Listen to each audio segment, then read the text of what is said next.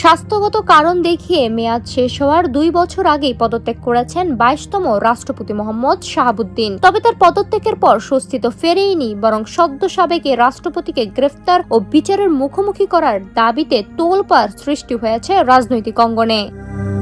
পদত্যাগের পরপরই জাতীয় নাগরিক পার্টি, বাংলাদেশ খেলাফত মজলিস ও ইনক্লাব মঞ্চ সহ একাধিক রাজনৈতিক দল তার বিরুদ্ধে গণহত্যা ও স্বৈরাচারের সহযোগী হওয়ার অভিযোগ তুলেছে। তাদের দাবি, পদত্যাগের মাধ্যমে আত্মরক্ষার চেষ্টা করা হলেও তাকে কোনো ধরনের নিরাপদ প্রস্থানের সুযোগ দেওয়া যাবে না। অন্যদিকে সাবেক এই রাষ্ট্রপতির বিরুদ্ধে উত্থাপিত এসব দাবির বিপরীতে সামনে উঠে এসেছে সংবিধানের 51 অনুচ্ছেদের আইনি সুরক্ষার ঢাল।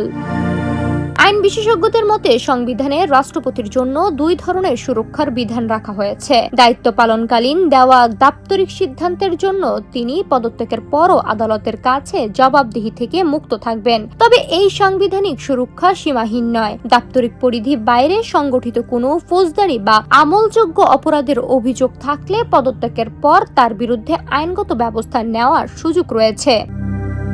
ইতিমধ্যে আইনমন্ত্রী মোহাম্মদ আসাদুজ্জামান জানিয়েছেন, সদ্য সাবেক এই রাষ্ট্রপতির বিরুদ্ধে কোনো মামলা রয়েছে কিনা এবং থাকলে তা উদ্দেশ্য প্রণোদিত কিনা তা খতিয়ে দেখা হবে। একদিকে সংবিধানের কড়া আইনি সুরক্ষা, অন্যদিকে রাজপথের তীব্র বিচারের দাবি।